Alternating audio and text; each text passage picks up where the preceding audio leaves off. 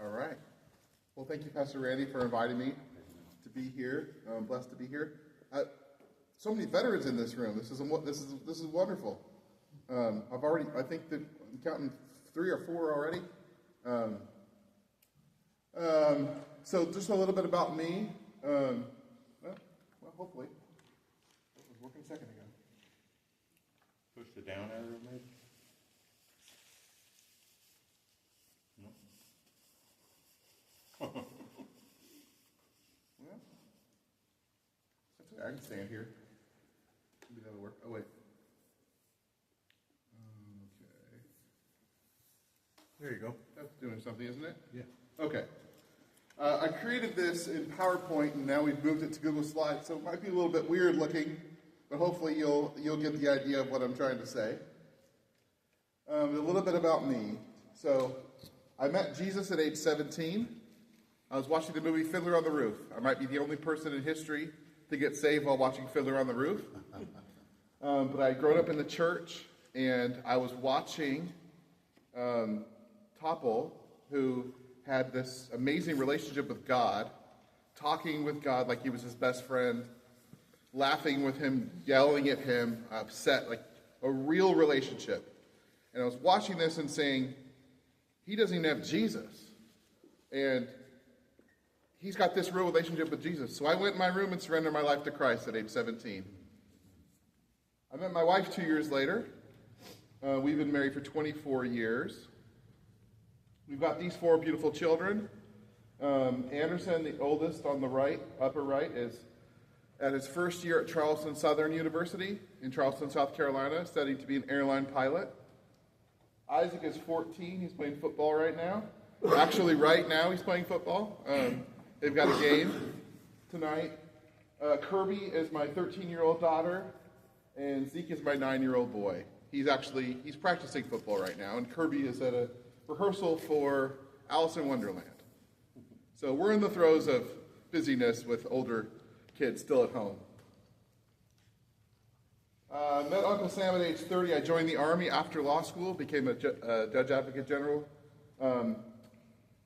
in the Corps, and I served 4 years active, 4 years reserve. And then I met the Southern Baptist Foundation at age 40, so I've been there 5 years in September. It's been the delight of my life. I've had a secular career, and then I went back to school, got a master's degree, and after that, we were living in Fort Collins, Colorado, and I said to my wife, I will only move us if I can find a job that marries the law with ministry. And so I found it. So we're in Nashville, and we're in Nashville to stay. I've lived in 7 states. My kids are all born in 4 different states. But we're not going for all 50, that's it. Just 4 states, 4 kids. That's it. My goals for tonight are just to help you understand the estate planning process. A lot of people look at that process and think, I don't really know what that means. I don't have an estate, maybe people think that. Spoiler, you all have an estate. Even if it's not large, it's still an estate.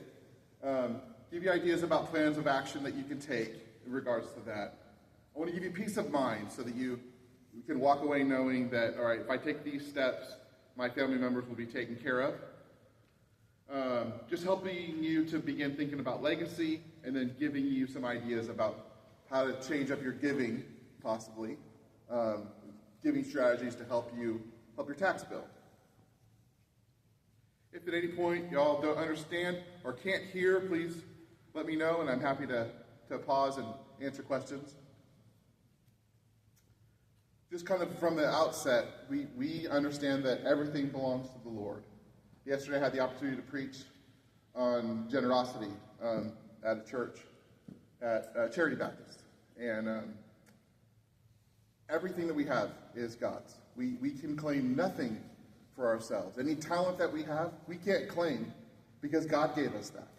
And then if we're being generous with our gifts, we can't even claim generosity because God gave us the ability to be generous. So it's all His, and we know that. I didn't talk about this. I should have a picture on here. I'm also an elder pastor in our church. That's the church at Spring Hill and about 30 minutes south of Nashville, Tennessee. We helped to plant a NAM church in 2019 before we moved to Nashville. So we've been part of several church plants that are NAM church plants. We know that God blesses us so that we can be a blessing. And we just want to share that with people like you. We have a lot of biblical examples of people trying to make plans for after their lifetime. We see that Jacob provides instructions about his death and burial to his family before he dies. Proverbs 13, a good man leaves an inheritance to his children's children. So what is estate planning? It's the process where we try and figure out what we're going to do with our things after we're no longer here. It's more than that, though. We're going to talk about documents that you need for after you're gone, and we'll talk about documents that you'll need while you're still here. People that are going to help you with your estate plan are lawyers, accountants, financial planners, life insurance agents, banker, broker, and planning ahead for life's contingencies that we can't always see. The basic estate planning toolkit is a will or revocable living trust. We'll talk about the differences between those two documents. A durable power of attorney for finance, a power of attorney for medical decisions, and a living will. In some states, that's called an advanced health care directive. So documents that other people need that you'll create to manage your affairs during your lifetime. We'll start with that. The first one is the durable power of attorney for finances. The word durable just means that it continues on if you become incapacitated. It's essentially a document that allows someone to stand in your shoes and take just about any action that you can take with your finances. The agent that you choose for your power of attorney can take that same action. It's kind of like adding them to have access to all of your accounts. It's a really powerful document.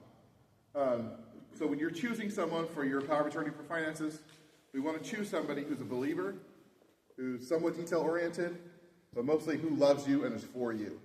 You know that specifically. In that document, you determine the scope of authority you're going to provide. Most states have a statutory list of all of those things that you can either choose these, yes, maybe no. But what most people create is a document that says, yeah, if I can deal with it, you can deal with it. There is an option in these documents where it can either be an immediate power of attorney or it's only triggered by incapacity. So that's called a springing power of attorney. Hopefully that's still going to work. The springing power of attorney springs into action only if you become incapacitated. So that's a protection for you so that somebody's not going to run away with your stuff just because they want to.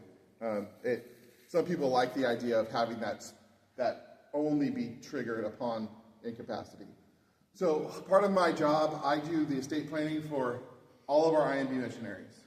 So if there's any IMB missionary that's going overseas or is coming back stateside that needs estate planning, I do those. And a lot of these folks want an immediate power of attorney because if they're in Kazakhstan and they're out in the middle of nowhere, they need somebody to be able to file their taxes for them, sell that vehicle that they've been talking about selling, buy real estate, whatever it is. So those folks almost always get an immediate power of attorney, whereas people who live in the States, it's kind of 50-50 on what they want to do. A power of attorney for health care is a document that says it does the same thing as power of attorney for finances, except we're talking just in the medical field now. So, and of course this only applies if you're incapacitated. Because if you're not incapacitated, you're still making your own medical decisions, right? So you determine the scope and authority of what these people can do for you in that document. It just provides peace of mind so that you know that if you're incapacitated, your loved ones can make medical decisions for you. You know, we've got a lot of laws that protect patient privacy. So as part of this document, we almost always do a HIPAA waiver. So a HIPAA is that document. Every time you go to the doctor's office, they say, here's your HIPAA rights, and you don't even look at it. You just click the button so you can get to your doctor. Well, that's a powerful document because it's saying these are the people who have access to my medical care. And so the power of attorney for health care will help determine who gets to see your health insurance information.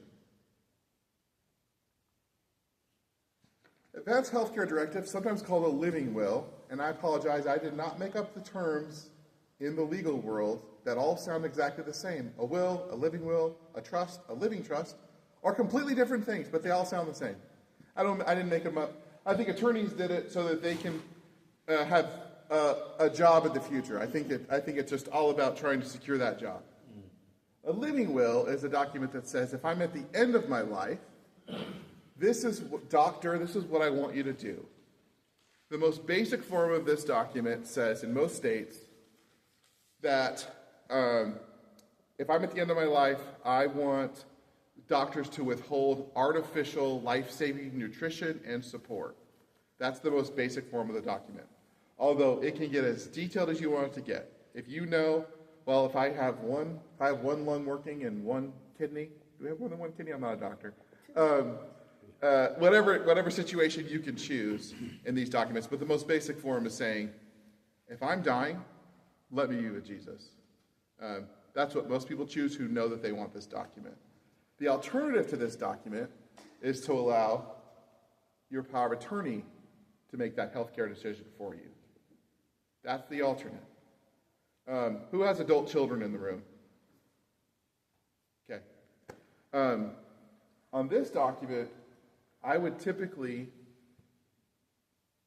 want you to, if you have a power of attorney and you've named your children as power of attorney for healthcare, I would highly suggest that you have a living will. And here's why. You don't want adult children making the decision on whether to end your life. That is a very, very difficult position to put someone in. I come from a highly personal bias on this. I did not grow up in the Baptist church. We had pretty bad theology in the church I grew up. It was a name it and claim it kind of church that basically you tell God what you want and he has to do it. And if you have enough faith, then you're going to get your way. My dad was dying. I was age 21. I'd been married for 1 month. My dad was in ICU. And we could not talk about the fact that he was dying because if we talked about it, that meant we didn't have enough faith. And if we didn't have enough faith, then we were killing him. That's the theology I grew up in. Theology matters, does it not, Pastor?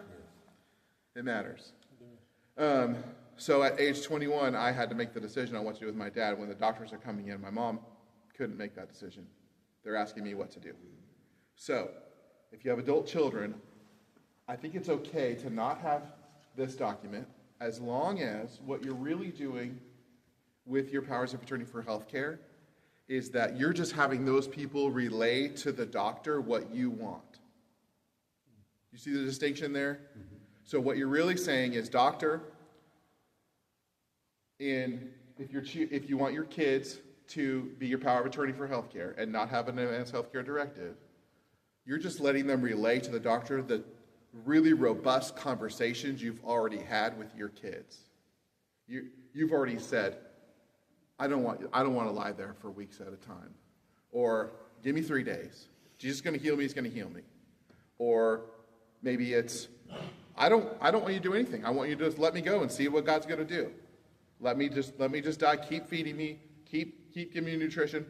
Whatever it is, just have that conversation and then have your kids relay that to the doctor.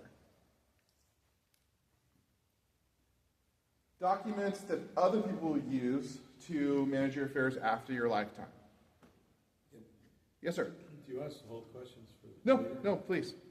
Back to the issue with children. Like, we have 5 children. Yeah. And I've already seen in other matters with siblings, sometimes they aren't all going to agree on something. Right. So that's why you have to have one that has final the wording That's a great idea. to make it, or it would be. Yep. advisable. Yeah, I think that's usually a good idea, and everybody's situation is different. You know your kids well. Some kids are going to work together, and regardless of what the document says, they're going to make that decision together, and the final person is going to tell the doctor.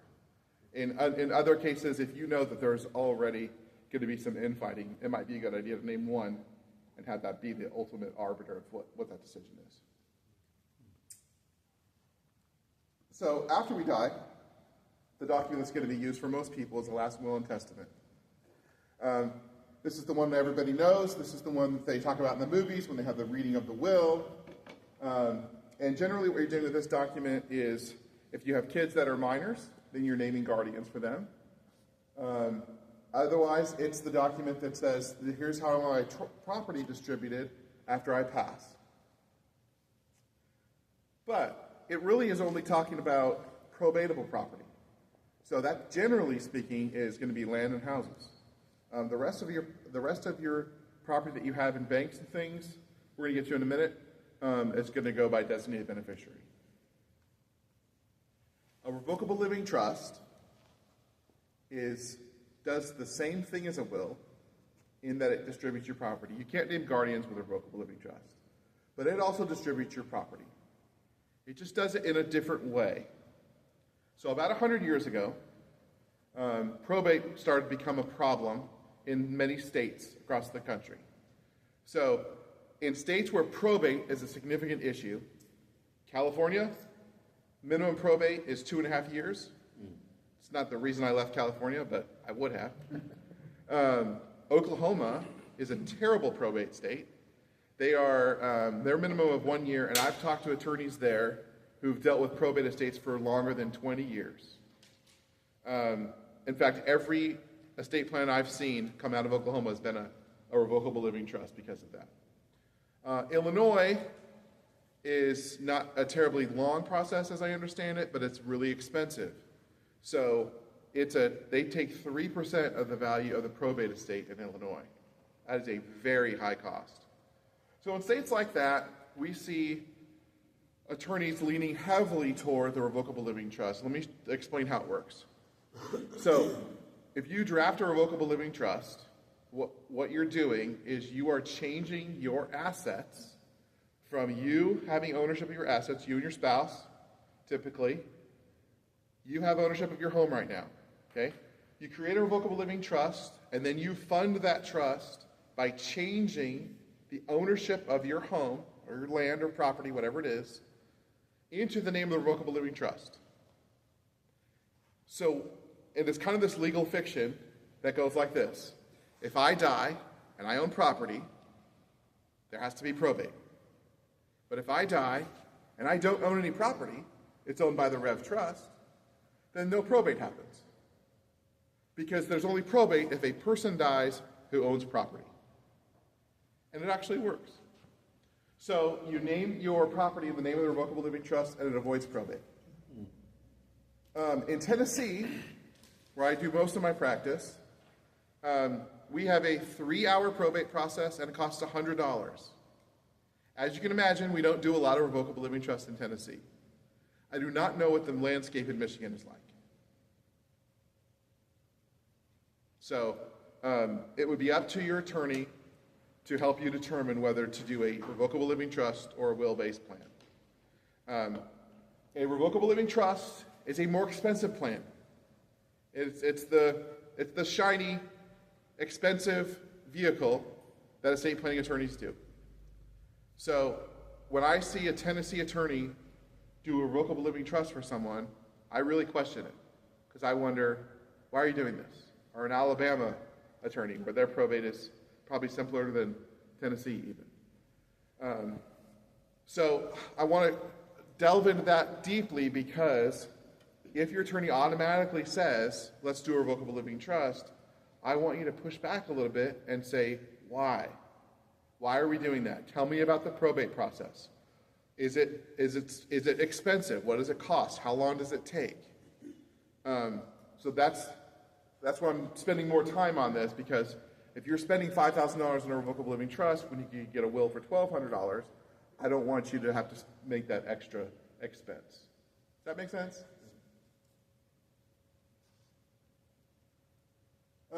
It's also private. It's a private document.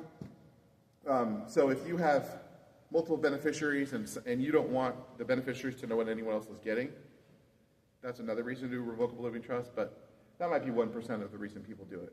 People do use a revocable trust to avoid probate. You may be surprised to find out that much of the property we owned won't be governed by our will or revocable living trust. So if you have a bank, if you have a bank account, if you have a bank, that's right. If you have a bank account, when you set that account up, you've chosen someone to be your beneficiary on that account.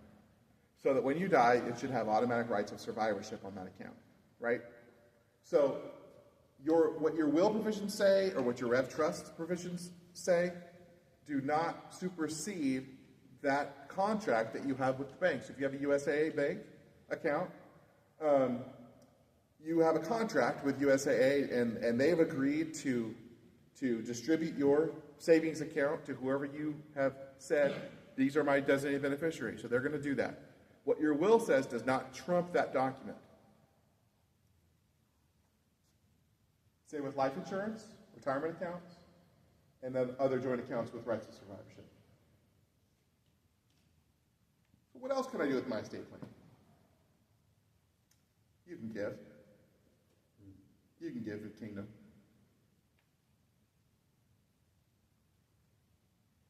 This is my grandmother, Myrna Louise Hurst. She got saved in 1949 at a Billy Graham crusade in Los Angeles in a tent revival. The classic Billy Graham story. She went up front and she remembers a smell that she would talk about the rest of her life. And she, to this day, says, I think it was the Holy Spirit. And after she got saved, she was the matriarch, the Christian matriarch of the family. No one was a believer. She had moved from Minnesota out to California to work for Lockheed Martin, and met her husband there. Over here on the right, that's her and her twin sister. She's on the left, her twin sister's on the right. They sold war bonds in World War II. After she got saved, she started working for her church as a parish worker for 47 years. My grandmother was a harvester of souls. Not all of us are harvesters. I'm more of a planter, but she was a harvester. If we went to the movies, she was looking for somebody to preach the gospel to. She preached the gospel one-on-one to more people than anyone I've ever met in my life. When my dad, I was in college when my dad got sick with brain cancer, and his surgery was supposed to be, I think it was 2 hours, exploratory, to figure out what was going on. It ended up being a 13-hour surgery. And while we were at the hospital, there was a lady there who was there for also another brain surgery. And my grandmother, the rest of us are a disaster, weeping and like what's going on over there. She's preaching the gospel, getting somebody saved here. But this is just who she was. And after she died, as a beneficiary of her estate, I opened up her will, and at the very top it said, I want the first 10% to go to the Lord Jesus Christ. She lived every day for Jesus. And we got to experience that after she was gone.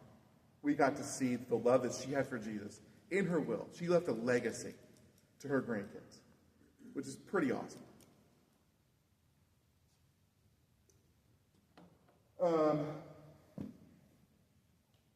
Let's talk about some ways to give. One way you can give is like my grandmother did. A bequest is just a designated beneficiary in a will. Okay, so you can say in your will, if you've got 5 kids, you can say, I want to split my will up into 6 parts so that each of my kids gets a 6th, and that other 6 goes to the IND, NAM, local church, local Baptist Association, whatever it is. That's something that we see people do. A lot of people have said, well, I've done a tithe, I've done a 10th my whole life. I'm going to do a 10th in my estate. So we see that too. The nice thing about this, one second. The nice thing about this is that it doesn't cost anything during your lifetime. There's nothing coming out of your estate until after you die. And what you're giving to your kids should be a blessing at that point. And so it doesn't, if you're unsure of what your finances are going to look like for the rest of your life, you're just thinking, my goodness, how are we going to live another 30 years on what we have? This is a wonderful way to give that doesn't cost anything right now. Yes, sir. What's your name, by the way? Rodolfo. Rodolfo. We met earlier. Yes. So I'm a little confused. Yes, sir. So the bank accounts and all those things, stocks, they're all contracts. Yes. And the will is dealing with your property, basically your home. I didn't take good notes on other things. Your car, your possessions. Yeah. Yeah. So when you say tithe 10% of the estate, but the money's already gone wherever the money was said to go through those contracts. Yeah. You're basically talking about what we just said. The probate estate. The probate estate. That's right. Okay. Yeah, so what we want you to do is if your thought is we want to give a 10th to charity, or we want to give a 5th to charity, whatever it is, we want you to match that up with your designated beneficiaries so that you're not accidentally saying, well, we wanted to give 10% to our church, but really now they're going to get 1% because all of our money is tied up in a 401k. So it's kind of a holistic approach. This is why, like doing a will online is, if that's okay for some people who have no property, no kids, it's not a great setup for most people because you want to think through, and we'll talk about funding sources too. Which funding sources are the smartest sources to give if we want to do charity giving in our will or our designated beneficiaries? Which funding sources should we use? And we'll talk about that in a minute. Okay. But if you got a thought that you want to say that we want 20% to go to charity, we need to think through how that's going to look.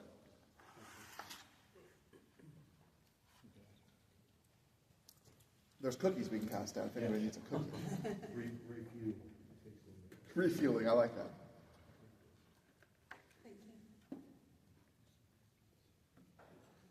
Okay, so we're talking about giving. This is this slide. This is how we hold our wealth. 3% of what we own is in cash, as Americans on average. 97% is non-cash. But here's how we give. That's hard to see because of the pickup, but how we give to religious organizations is through cash. It's through our checking account. 96% of it. So 96% of religious giving comes from the tip of the iceberg, the cash assets that we know is only 3% of how we hold our wealth.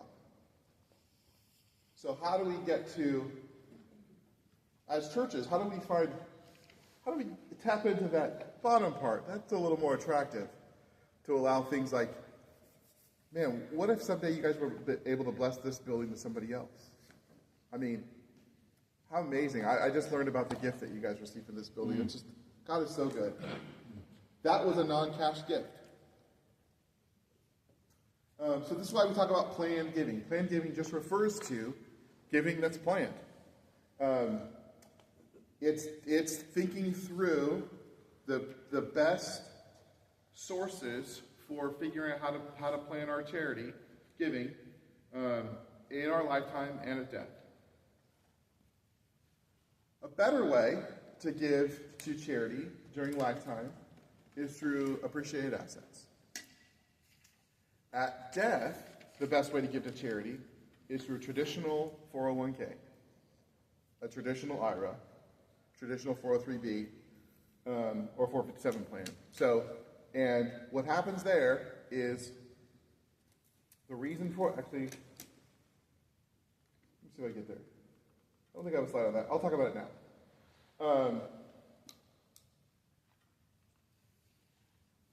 So, actually, I'm going to pause. I'm pretty sure I have a slide on this later. Somebody remind me, if I haven't talked about tax-sheltered accounts at death, somebody remind me to do that later, okay? We're going to start with appreciated assets. So during our lifetime, the best way to give is through appreciated assets. Here's why. So, in 2006, all right, so I put myself through law school. I have a very strange background. I've done a little bit of everything. I had my own business, and when I lived in LA, my business was I would buy and sell movie memorabilia on eBay. So I would go to thrift stores and estate sales and garage sales, and I would buy things from movies and TV shows. So when a movie or TV show ends, they have a wrap party. At that wrap party, they gather the cast and crew, and they give out t-shirts and jackets and little trinkets with the name of that TV show or movie. And so that's what I was selling. I'd buy it for $5 and sell it for $50. And so I just did that over and over again and had a nice little business. In law school, that was in California. Law school was Virginia. Not a lot of movie memorabilia in Virginia. So I did something different. I bought and sold VHS tapes. In 2006, all the VHS tapes were being converted to DVDs, right? So if you think about the video store back then, they were almost all DVDs. Well, there was a section of VHS tapes that were for sale. And I figured out these VHS tapes had collector's value. So I would go to video stores. Don't try and start this business today. It's dead. It doesn't work anymore. Okay? I would go to video stores, and I would buy out. There was about 3,000 titles that I knew that were selling on Amazon. First, I started on eBay. I'll get to that in a second. And I was buying these videotapes and selling them on Amazon. I was averaging $15.50 per VHS tape I would sell. I was buying them for about 75 cents a piece. That was a pretty good profit. I was doing eBay, and when I was doing eBay, I had to have this, this is old technology. So I didn't have a digital camera, I had a video camera. I set up this Snappy, it was connected to a big, giant computer. It took me 15 minutes to list something on eBay, okay? Then I found Amazon, and it was 30 seconds. I could list a videotape in 30 seconds. And I told my wife in 2006, I said, listen, I know we don't have any money. We're in the middle of law school. We're borrowing to the gills here. But I would like to call your aunt and borrow $10,000 and invest in Amazon. And here's why. It was so fast, and they were big competitors at the time. Each stock, eBay and Amazon, were at $45. I did not do it. I wish I had. Because here's how the story could have ended. In 2006, if you bought 100 shares of Amazon, they were $100. They were actually, that's for math, they were $45. In 2024, your 100 shares are valued at $250,000. So you could sell all your Amazon stock today and give part of that to charity. But if you do that, you have capital gain tax of $57,000. If instead you decide, and this is a small screen for you guys in the back, I'm sorry, but I'll tell you the important parts. If instead you give that stock directly to a charity today, this highly appreciated asset of Amazon stock, then you completely bypass that capital gain. Because when charities receive gifts, there's no tax event at all. They don't pay any taxes. So we avoid that capital gain completely. So here's what it looks like. So option one, let me see if this thing works.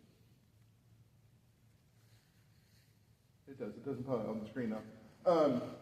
Option one is to sell the stock and give to charity, versus just give it to charity and then let them sell it. And here's how it works out. Your net tax savings, because you would get an income tax deduction at the highest bracket, you're $92,000. You've got your capital gain tax owed. You're going to save on your taxable your donation on your taxes, your federal taxes, $35,000.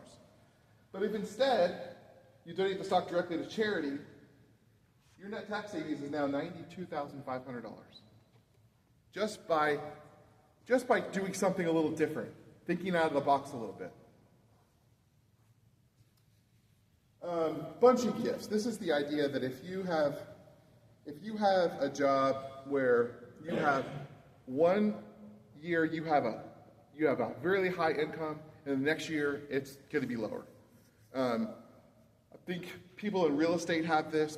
My brother's a movie producer. He has this where he'll have a huge year, but it takes him 2 years to make a movie. So there's going to be there's feast and famine, right? These are for feast and famine kind of jobs. So if you've got that feast kind of year, you can bunch your giving in 1 year, and the way I would recommend doing it is probably to use a donor-advised fund, which I think we're going to talk about. Yeah.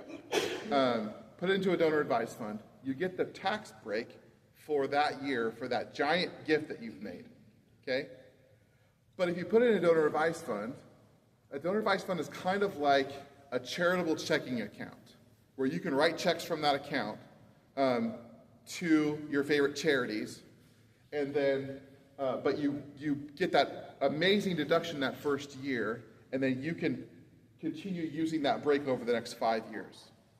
The reason this works really well today is because of the 2017-2018 tax changes that we all experienced, okay? If you were itemizing your taxes in 2015, it became a lot harder to itemize your taxes after that, because the standard deduction changed from everybody was getting a $12,700 standard deduction to now it's $28,700. So the standard deduction is so high, it's really hard to get past that. Even if you're tithing and you've got a significant salary, you have a mortgage, your mortgage interest is deductible, but it's really hard to get over that $28,000, right? The reason that bunching works, especially with a donor-advised fund, is that we still have this giant tax deduction that we get every year, but that first year, we're going to get this massive tax deduction for giving in that first year, and then we can bleed off the next 5 years. So, the savings here is $100. If you're just doing it the regular way, where you're just giving $25,000 every year, you're able to just take the standard deduction. You're at $138,000. Okay, but if you do it the other way, where you're bunching, we're at $235,800 in tax savings over that year, over the 5 years. Let's talk about donor-advised funds. So it's like that charitable checking account. You give your money up front, and it's an advised fund, which means you are an advisor. So the reason you get that tax break is you are giving it away. So you're losing that control. That's important because you need to give to a charity who does a donor-advised fund that you trust. So if you're moving your money to, let's say, a Fidelity, we're seeing people with Fidelity accounts that they are not wanting to give to certain groups because they consider them hate groups. So if you're advising, if you're asking, hey, would you send this to this certain organization, we're seeing some pushback, starting to see pushback from some of these secular organizations. I think we're going to see more and more of it. So when you're choosing a donor-advised fund, if you want to go this route, I just recommend researching who you're giving it to, who this is. Make sure that they're aligned with your beliefs, because you are just an advisor at that point. They can say no. So we have donor-advised fund, Southern Baptist Foundation, and we say up front to people, we are not going to give.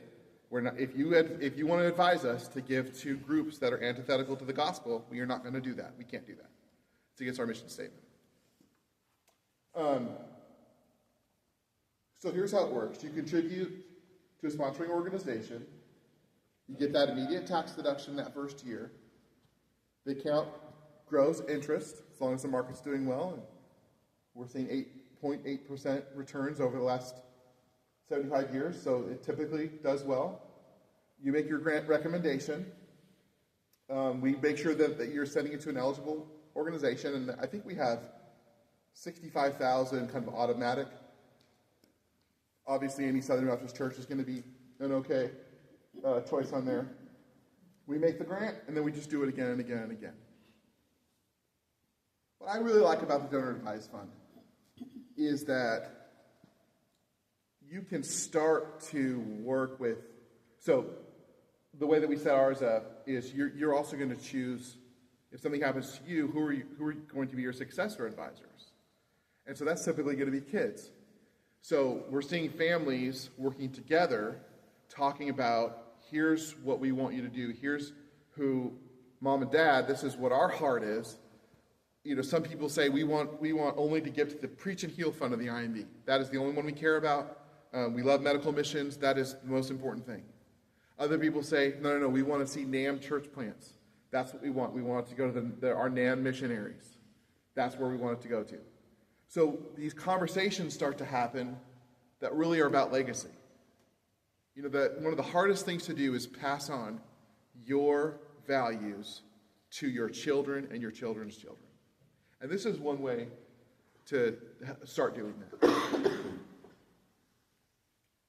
There it is. Nobody has to remind me. I knew it was in here somewhere. Gifts after we've passed. The best thing to use is the traditional IRA. And why is that? That money went into the IRA with pre-tax dollars. So that means the government's going to get theirs when you pull it out. So after you're 59 and a half, you're no longer working, you start pulling from your retirement account, you're going to pay taxes on that. And if you name your kids as beneficiaries on that account, your kids will pay taxes on that. So if instead we say, all right, we want our traditional 401k, we're going to set up, we know we have $1 million estate, we want to give $100,000 to charity. That account's got about $100,000 in it. We're just going to say the beneficiary is our local church. So that way we're skipping out on the tax portion. It's a way to disinherit the government, which most people are okay with that.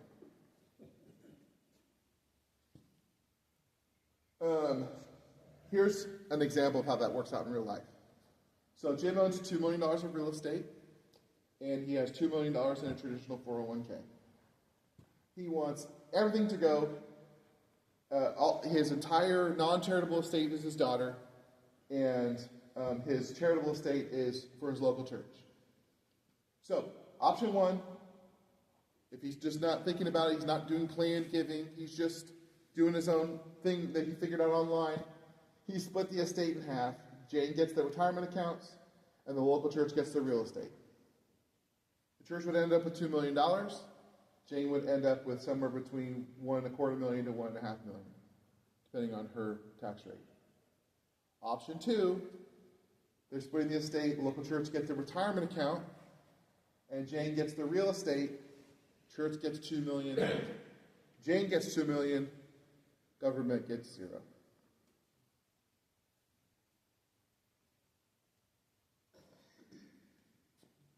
A great way of giving if you're 70 and a half or older is to give directly from your IRA to charity. That's a wonderful way to do it. Because what happens is when it comes out from your IRA, it's not included as income. It's better to not have income tax-wise. It's better to not have income than to have income and get a deduction. So that's a wonderful way to do it, especially if you have required minimum distributions. You can do a QCD, a qualified charitable distribution, directly from your IRA, work with your IRA broker to give directly to the charity, and then there's no taxable event. I love talking about split gifts with income stream. So the two most popular are the charitable gift annuity and the charitable remainder trust. Charitable gift annuity is like a regular annuity, but at the end, the remainder goes to your favorite charity. So with an annuity, if you did just a corporate annuity, you would give $100,000. You'd probably get a little bit higher amount. So let's say 9% a year until you pass away. It's a fixed amount. You could usually set it up, I think, quarterly, annually, or monthly. And it's based on your age, and I think it matters if you're male or female. But it's a fixed amount. You know what you're getting as soon as you start. It's a contract that you have with the organization. If you do just a regular annuity through a bank, at the end of that, the bank just keeps what's left over. With a charitable gift annuity, you're doing this, you're getting your $8,500 a year until you pass away, and at the end, whatever's still in that account is now given to your favorite charity.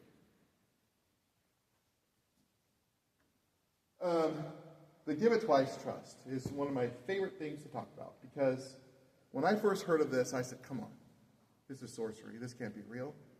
This is a real thing, okay? So, the best thing to use for this is one of those highly appreciated assets we talked about before. So you donate to your charity. Let's say you have a rental house. Actually, I'll talk about that in a second. You donate to your favorite charity. Let's say it's a house. They're going to sell the house, and you get payments for either your lifetime, you and your spouse's lifetime, and then at the end, the remainder goes to charity. Or you can choose a term of years.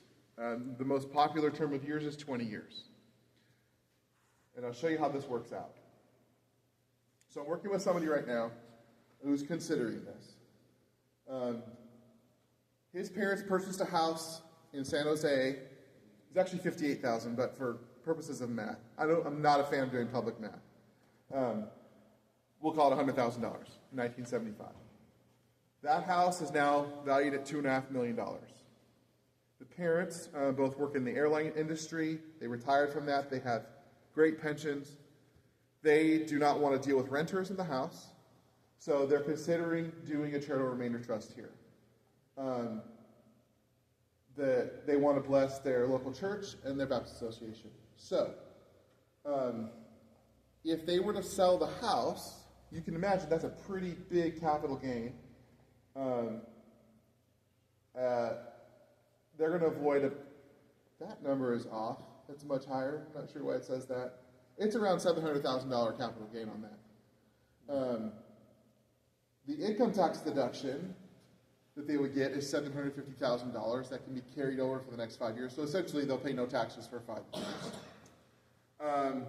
The amount left to their sons, so the way they're going to set up if they end up doing it, is they're going to give to their sons over a 20-year period. So they'll get about $110,000 each, I think, per year over the next 20 years. The boys will get $2.6 million over the next 20 years. And they can invest that or live on it if they need to. And the amount left to charity, you can't see at the bottom of the screen, at the end of that is $3.1 million. And the reason that is because we're choosing a rate. You can choose a rate anywhere from 5% up to, it's about 10.5% is where it maxes out. There has to be a calculation when you set this up that at the end of the 20-year period, the charity will get at least 10% of the value of the estate. So there has to be at least $250,000 left over. So whatever amount you're choosing, you've kind of got to figure out how it's going to work, and we do all the calculations. But if they're taking 5% out of the corpus of that trust every year, our returns are 8.5%. So the trust continues to grow over time. So instead of shrinking, the payments actually go higher every year. So if they start $110,000, maybe by the end they're $140,000 per child. So that's why it's the Give It Twice trust, because as interest grows, as the trust grows over time, the kids get their portion, which is more than $2.5 million, and then the charity gets their portion at $3.1 million. And this works with any size estate. It doesn't have to be a $2.5 million house. I've not been blessed with a $2.5 million house. But it would work with a $250,000 house just the same.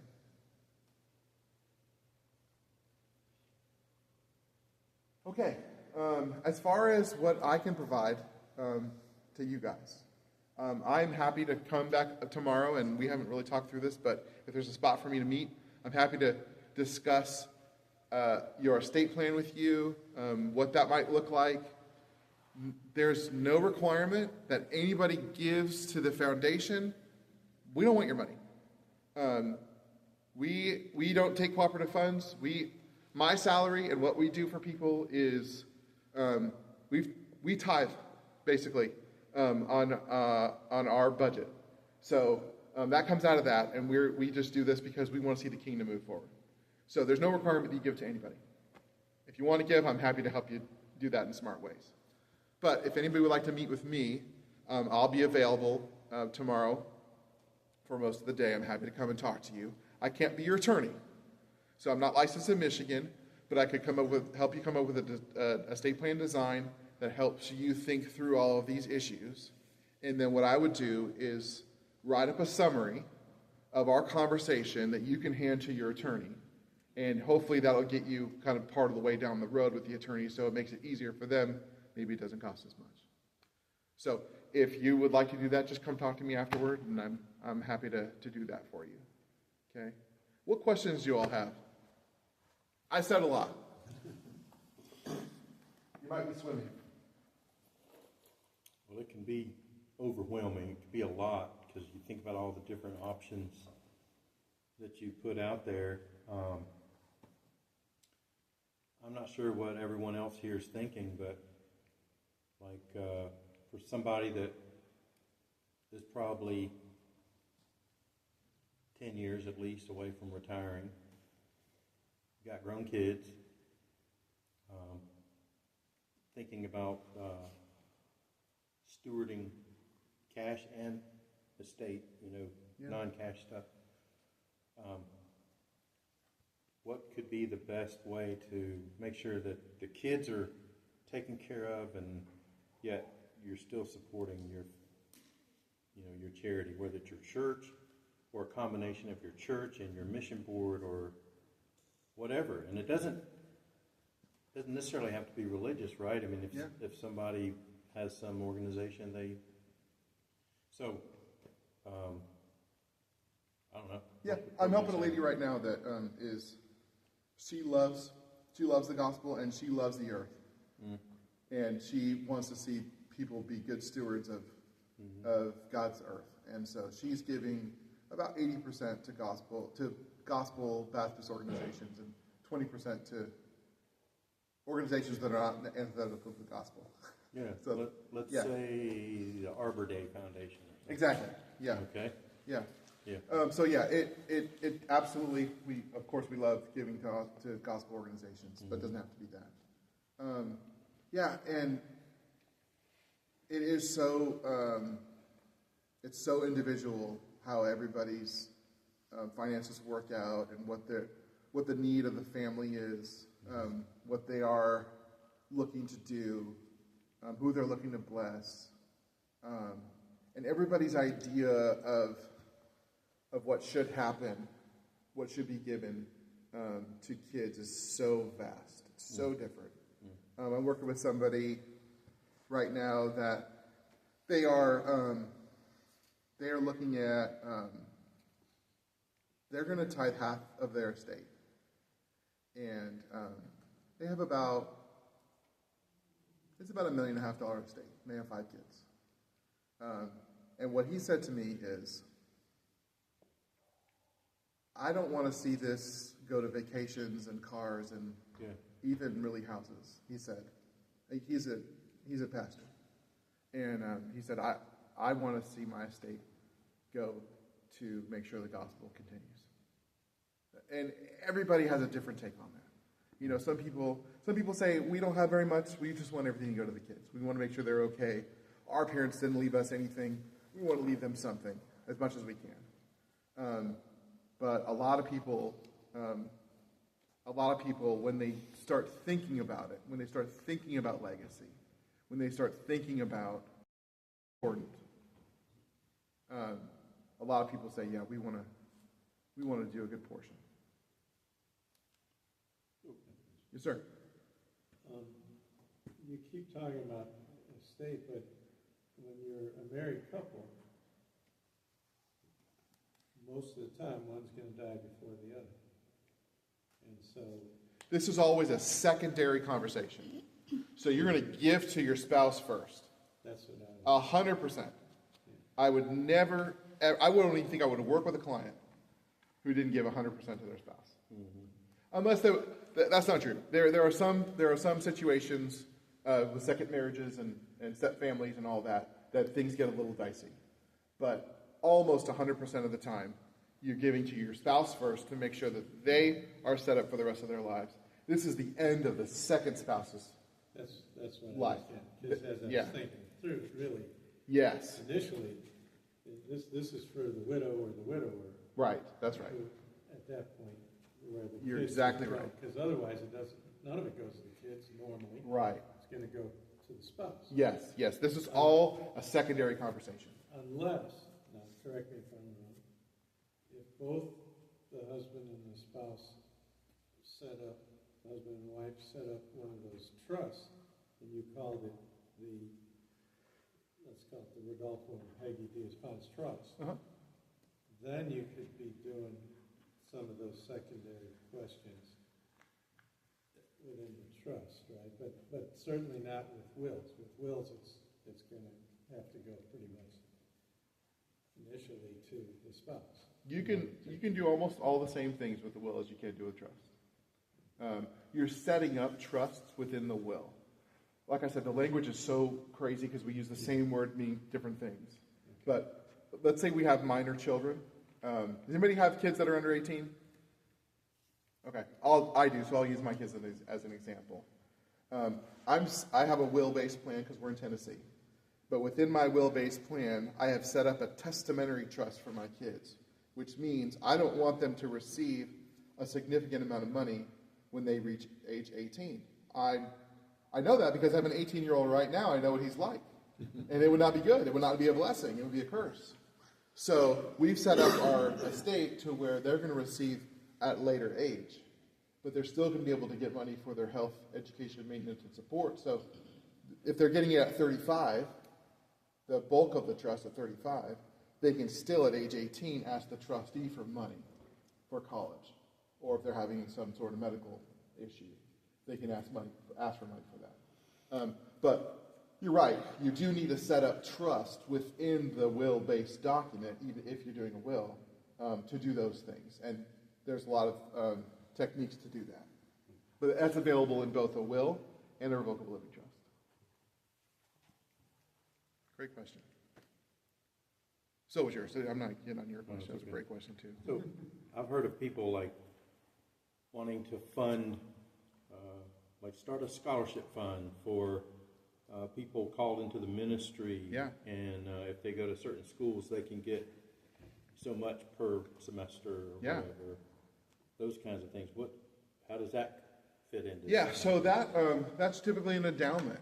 And so what you do is you set up a trust as an endowment, that it's the income of the trust that's paid toward that endowment to ensure that it continues on. Okay. Some people say, well, we only want to do it for 20 years. Yeah. And so then you can choose different levels. But if you want that to be a perpetual endowment, then you need to have about a 5% bleed off of that trust every year so that it continues to support itself just to be safe. So on that, if you want a $5,000 scholarship for anybody who's been a NAM missionary, a kid for Southern Seminary, you can set that up. It's $100,000. If we're talking about 5%, that's $5,000. Public math, that was okay. That was pretty good. Pretty good. Then you can set it up that way. But that's essentially, it's a trust, an endowment trust.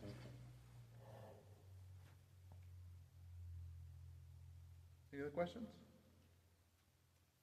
Thanks for coming out. I hope your brains don't hurt. Mine's okay so far. I appreciate you having me. Thank you, brother. Thank you.